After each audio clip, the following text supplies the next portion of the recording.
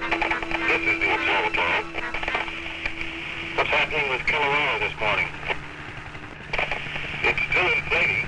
Earthquakes are increasing. When is it going to erupt? Well, we can't say just when, but it could be soon. Mark Twain once called Hawaii the loveliest fleet of islands that lies anchored in any ocean. Indeed, few places on Earth can match Hawaii's near-perfect climate and haunting beauty. But this warm and gentle land suffered at the peaks of huge volcanic mountains that for millions of years have erupted time and time again, building up from the sea floor to break through the ocean surface and form the islands we see today. At dawn on the morning of May 24th, 1969, the expected eruption was underway. A torrent of lava surged out of the smoke and steam. Men sent to observe that first eruption were met by a roaring curtain of fire. Scientists knew this eruption was coming. What they did not know was that lava would continue to gush from this site for the next 5 years.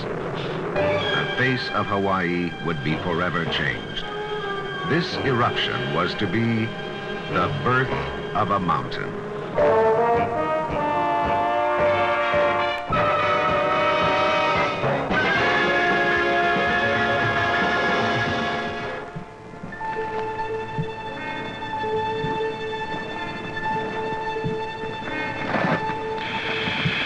Observatory to vent. Go ahead, observatory. What's happening down there? The lava's about 10 meters down and rising. We're watching it. The Hawaiian Volcano Observatory, operated by the United States Geological Survey, is perched on the rim of the caldera, a large crater at Kilauea's summit. The scientists who work here constantly probe the mysteries of volcanoes. Kilauea lies in the southeastern part of the island of Hawaii. Stretching away from the summit caldera is an area of frequent volcanic activity, the East Rift Zone. The new eruption occurred about 8 kilometers from the summit, directly on the rift. Kilauea has a long and varied history of eruptive activity. From within the caldera, Halemaumau constantly pours steam and gas into the sky. At the observatory, seismographs were recording slight tremors from within the volcano. Magma, molten rock from the Earth's interior, was moving beneath the surface and feeding the quiet eruption on the East Rift Zone. Gas was slowly rising through the lava. The escaping gas would sometimes push the lava up and over the rim of the vent, causing a large overflow. Day after day, men would walk up to the face of the red-hot flow to scoop out samples for laboratory study. They knew that lava fountains might resume at any time and shower them with a hailstorm of fire.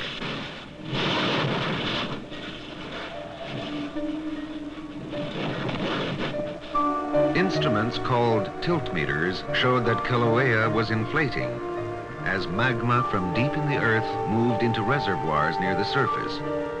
This was an indication that more intense activity could occur. Go ahead. This is Vent calling observatory. It looks like a new episode is starting. We've got a good-sized fountain and a strong lava flow.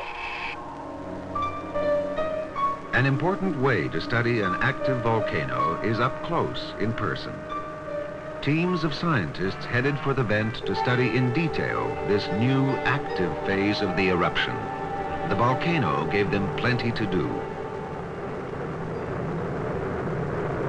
Another episode of high fountaining was underway. 12 of these episodes occurred in 1969. At the foot of the fountain, in choking heat and gas, geologists continued their work, collecting lava samples, studying the eruption closely. This time, they saw a strange phenomenon. Lava rushing out of the main vent ran down to this lower vent and flowed back into the mountain. Possibly it was rejoining the inner rising stream of lava to be carried up and once again erupt from the main vent above. The volcano seemed to be recycling the molten lava.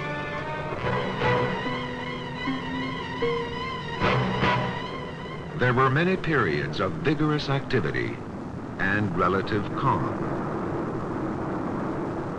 Day or night, the volcano was a spectacular sight.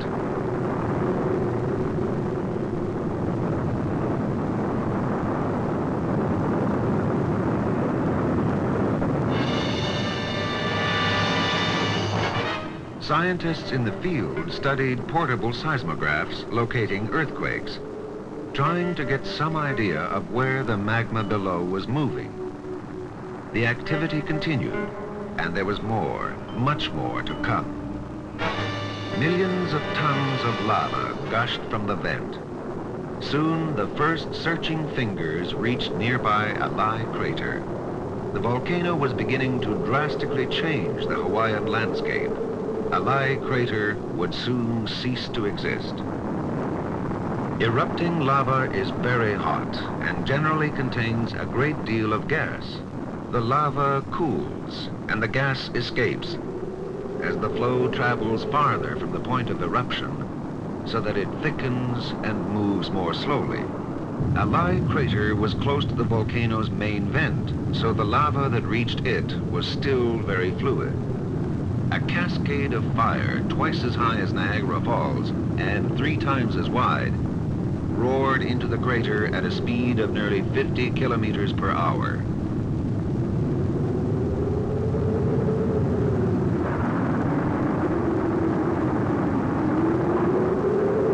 At its peak, the lava fountain reached a height of 540 meters, taller than the Empire State Building. The tremendous heat from the river of lava generated strong winds. These winds created fiery tornadoes that whipped across the river, spraying flaming lava into the air. Every dawn saw not only a new day, but a new landscape.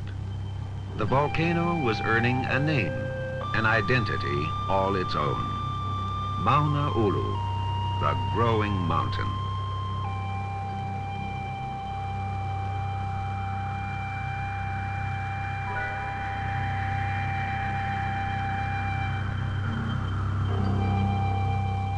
In August, Alai crater suddenly emptied of lava.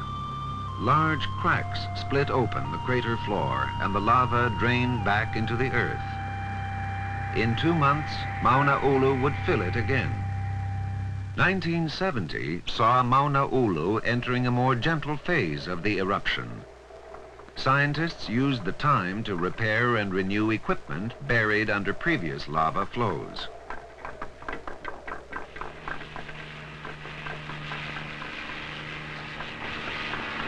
Access to the site was now more difficult as roads were cut in a dozen different places.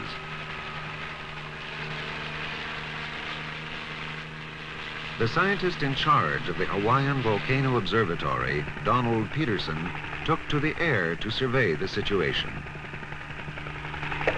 Echo, this is 412. What can we do for you? We have a car trapped on the highway. Can you see any way from up there of getting it out? Oh, no way. It's totally surrounded. Looks like it's gone. Over and out. The view from the helicopter might have been of a different planet. Barren, black fields of cooling lava stretched in every direction.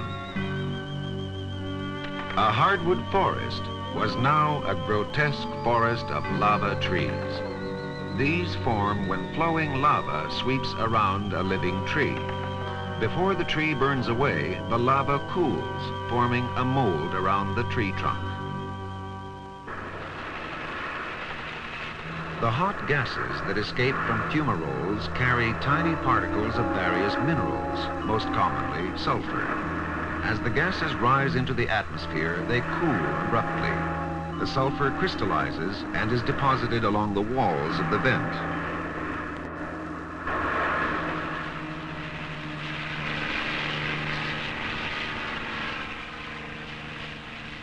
The island of Hawaii bears evidence of many past eruptions. On the southwest slope of the island is the Great Crack, another volcanic rift, probably formed during a major eruption in the early 1820s. It is a vivid reminder of Hawaii's varied history. Echo to observatory. Everything's quiet here. We're returning to base. Over. As time went by, various methods of studying the Mauna Ulu eruption were put to use. There was too much happening at one time. Scientific teams were spread too thinly, but cameras could be where men could not. Metal boxes were fitted to protect them from the heat and falling ash.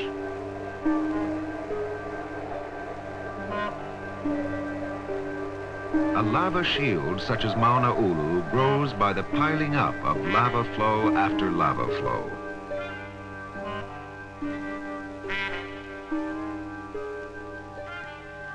Here is a time-lapse view of a day and a night in the life of Mauna Ulu.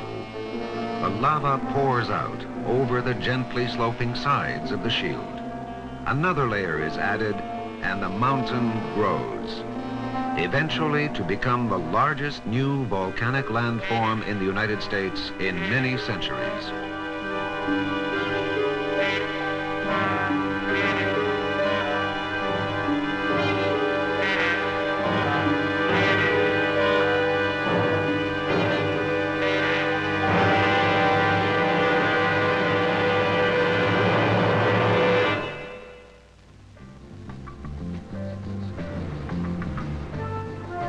By mid-1972, Mauna Ulu had radically changed the face of the land, and the eruption continued. Now the lava was mostly traveling underground through lava tubes. Skylights in the tube ceilings gave scientists a unique opportunity to measure the temperature of the flowing lava. It measures 1160 degrees Celsius. The top of this stream is cooling, forming a crust. When it hardens, it will cover and insulate the lava stream, so the lava will travel a greater distance before it cools and solidifies. To measure its speed, skylights along the stream are selected and, if necessary, enlarged. The ease with which these tubes can be broken open shows how fragile the crust is on which this man is standing. Two men are stationed at different points along the tube. They are in radio contact and one has a stopwatch. We're ready. Start your watch. Now.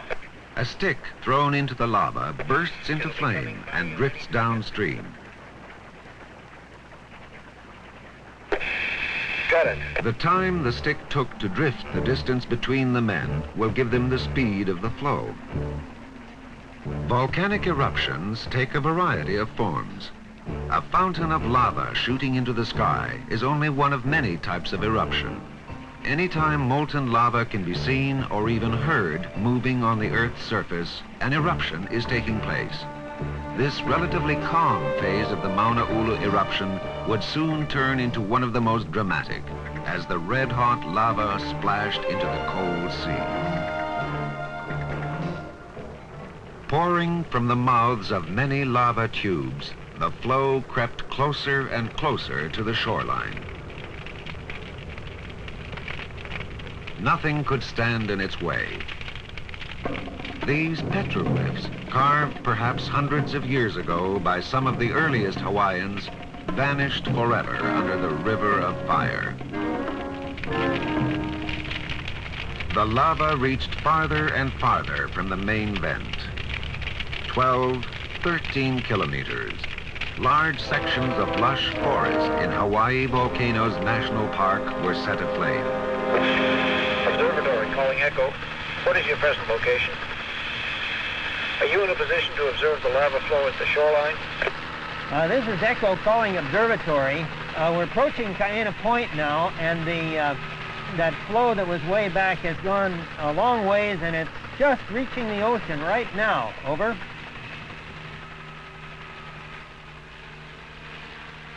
Again, Mauna Ulu gave scientists a rare look at the forces that shape our planet. This is the process that built the Hawaiian Islands, and indeed much of our Earth's crust.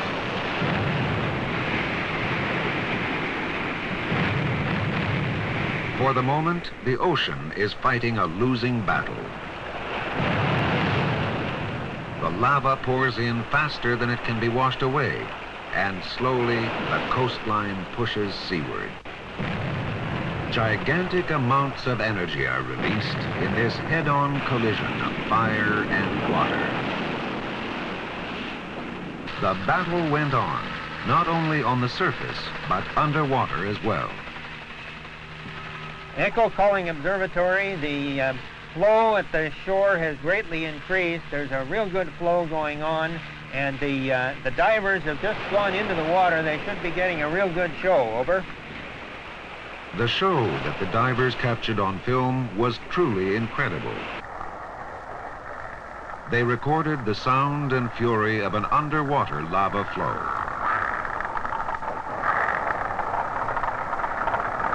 The hard crust above the tubes defies the breaking wave, and the lava continues to flow underneath the crust out into the ocean.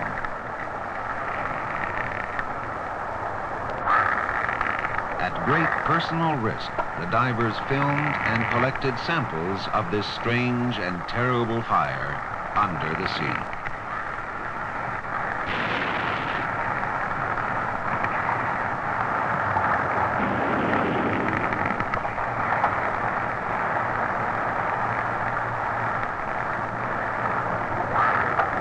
The sloping flank of the island extends down into the ocean, and the lava poured down this slope for many meters. Just beyond the perimeter of the lava flow, as though nothing at all was happening, life in the sea went on as usual. Lava continued to pour into the sea. Its source was the same vent that was supplying the lava lake in the large crater at Mauna Ulu's summit. The mountain had grown above the forest when in May of 1973 it underwent a dramatic change. The crater collapsed, the lava tubes dried up, and the flow into the sea stopped. Mauna Ulu remained sluggish for most of the rest of 1973, and some people thought it might be finished. It was not. Later in the year, activity resumed. By late January of 1974, Mauna Ulu was again erupting strongly.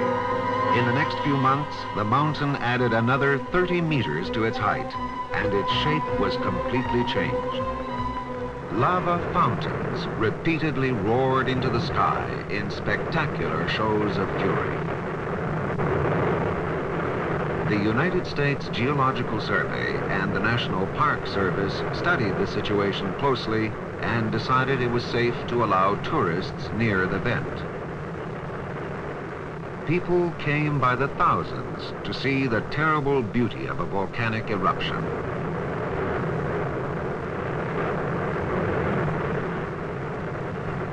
On July 19th, the situation abruptly changed. Park headquarters, this is Volcano Observatory. I have an urgent message. We recommend immediate evacuation of the Mauna Ulu area, the Chain of Craters Road, and Crater Rim Drive. The instruments are showing that eruptive activity is likely to increase soon. Scientists were not sure how strong the impending increase would be, but they could take no chances.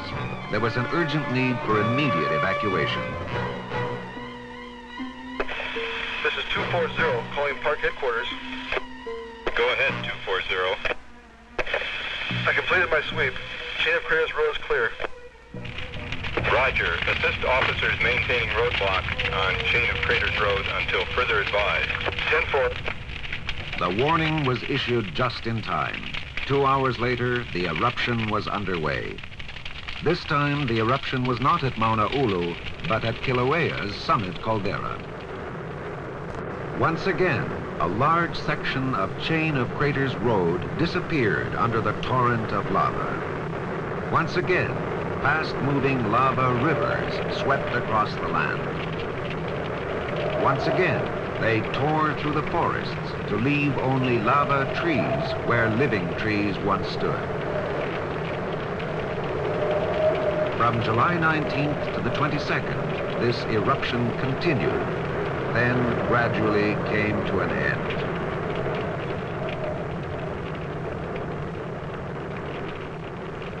While the eruption at Kilauea's summit was dying, the last traces of the molten pool of lava in Mauna Ulu also disappeared.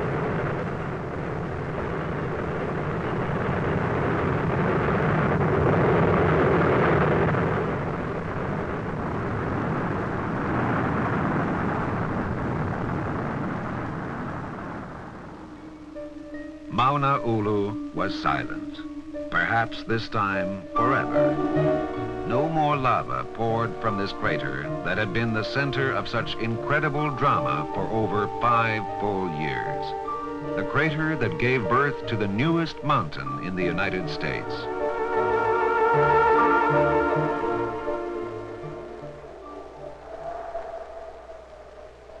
This is an ever-changing world.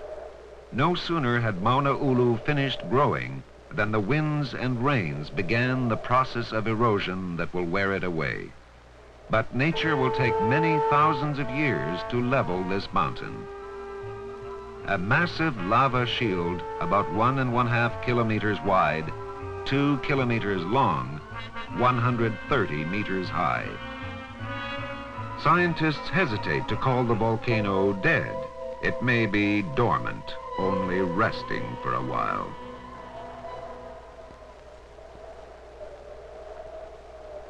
Someday, Mauna Ulu, the growing mountain, might begin to grow once more.